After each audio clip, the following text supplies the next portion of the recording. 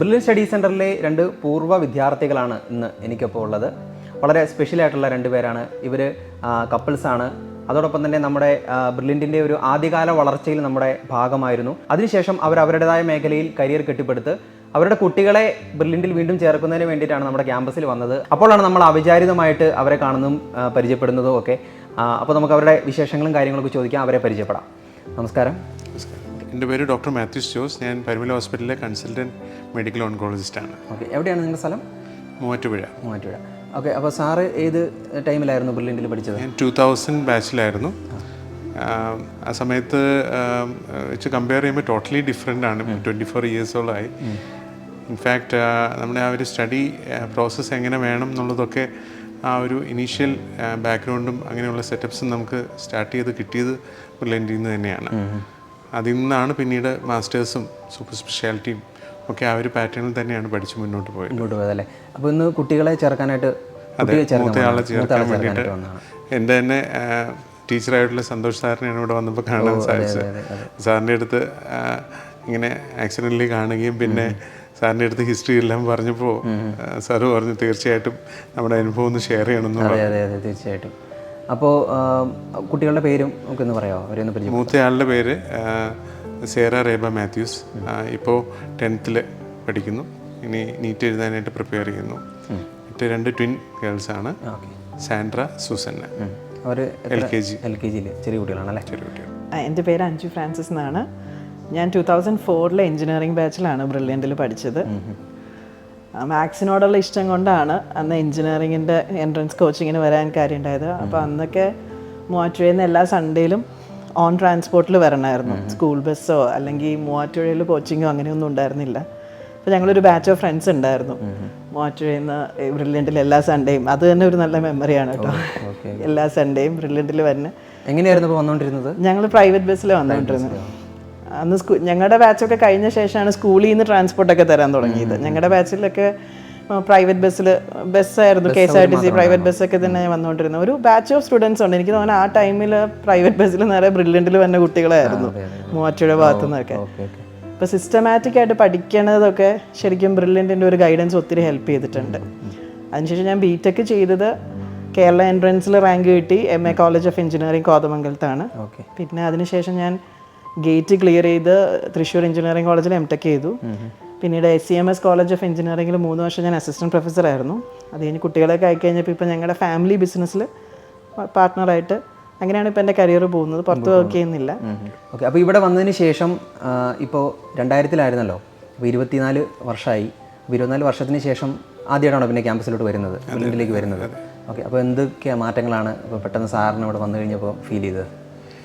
Totally അന്ന് നമ്മളെല്ലാവരും വെച്ച് നോക്കുമ്പോൾ ക്യാമ്പസ് ടോട്ടലി ഡിഫറെൻ്റ് ആയി. നമ്മളൊരു ബാംഗ്ലൂരോ മറ്റൊരു സെൻറ്ററിലേക്കൊക്കെ ചെല്ലുന്ന അതേ ആ ഒരു വെൽക്കമിങ്ങും ആ ഒരു ഹോസ്പിറ്റാലിറ്റിയും ഒക്കെ നമുക്കിവിടെ കിട്ടി. പിന്നെ അതിൻ്റെ എല്ലാം തീർച്ചയായിട്ടും ഉറപ്പാക്കാൻ പറ്റും. നമ്മളത് അത്രയും ചെറിയൊരു അന്നത്തെ ആ ഒരു സെൻറ്ററിൽ നിന്ന് ഇത്രയും വലിയൊരു വളർച്ചയിലേക്ക് വന്ന് തീർച്ചയായിട്ടുമുള്ള എല്ലാ സാറുമാരുടെയും ഒരു ഹാർഡ് വർക്കും അതിൻ്റെ റിസൾട്ട്സും ആണെന്നുള്ളത് ഇവിടെ തന്നെ നമുക്ക് കാണാനായിട്ട് സാധിക്കുന്നുണ്ട്. അപ്പോൾ ഈ മെഡിക്കൽ ഫീൽഡിലോട്ടുള്ളൊരു തിരഞ്ഞെടുക്കാനായിട്ടുള്ളൊരു തീരുമാനം അതെങ്ങനെയായിരുന്നു? സാറിന് ചെറുപ്പം മുതലേ അങ്ങനെ മെഡിക്കൽ ഫീൽഡിലൂടെ ഡോക്ടർ ആവണം എന്നുള്ളൊരു ആഗ്രഹം ഉണ്ടായിരുന്നോ, അതോ മറ്റെന്തെങ്കിലും ഇൻസ്പിറേഷനോ കാര്യങ്ങളോ ഉണ്ടായിരുന്നോ?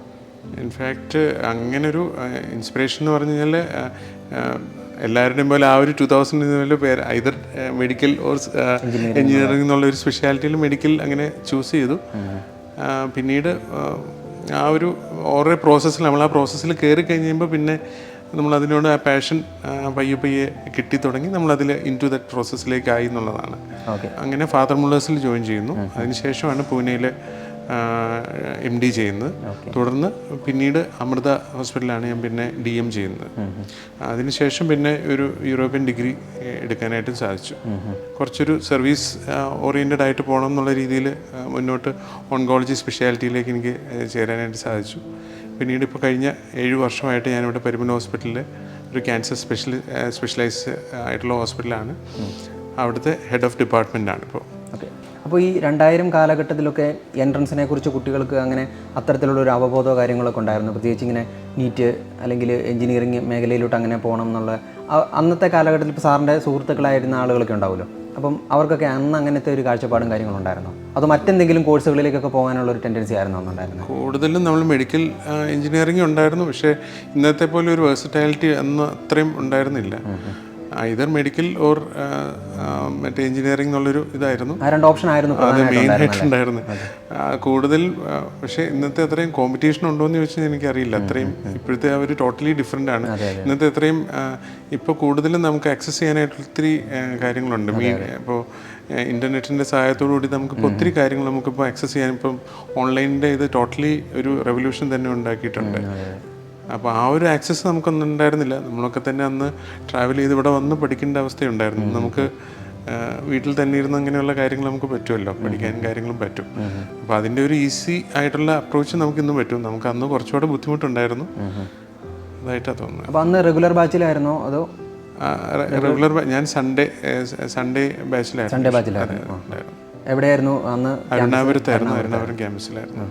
അതിനുശേഷം മുത്തോലി ക്യാമ്പസ് വന്നതിന് ശേഷം ഇങ്ങോട്ട് വന്നിട്ടില്ല? ഇല്ല, പിന്നീട് ഇങ്ങോട്ട് വന്നിട്ടില്ല. പിന്നെ അങ്ങനെ സ്പെഷ്യാലിറ്റിയും കാര്യങ്ങളുമായിട്ട് അങ്ങനെ പഠിച്ചു പോവുകയായിരുന്നു. മാമും ആ ഒരു സമയത്തിന് ശേഷം ഇപ്പോഴാണോ ബ്രില്യൻറ്റിലേക്ക് വരുന്നത്? ആണ്.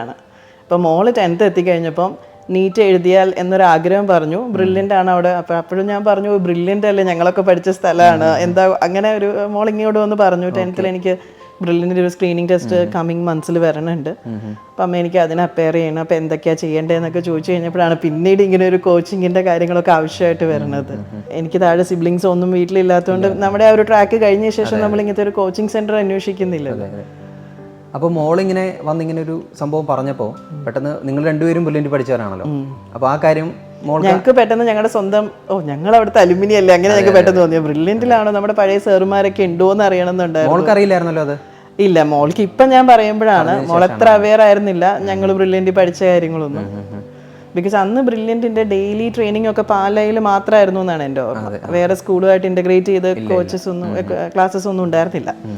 അപ്പോൾ മോൾക്ക് അതുകൊണ്ട് സ്ഥലം വൈസ് മോൾക്ക് അറിയില്ലായിരുന്നു. ഞാനിപ്പോൾ പറഞ്ഞു കഴിഞ്ഞപ്പോഴാണ് ആൾക്ക് ഞങ്ങളും ബ്രില്യൻറ്റിൽ പഠിച്ചതാണെന്ന് അറിഞ്ഞത്. അപ്പോൾ 24 വർഷങ്ങൾക്ക് മുമ്പ് ബ്രില്യൻറ്റിൽ പഠിച്ച 2 ആളുകൾ എന്നൊക്കെ കേൾക്കുമ്പോൾ പെട്ടെന്ന് മോൾക്ക് ഒരു അത്ഭുതം തോന്നുന്നില്ലേ?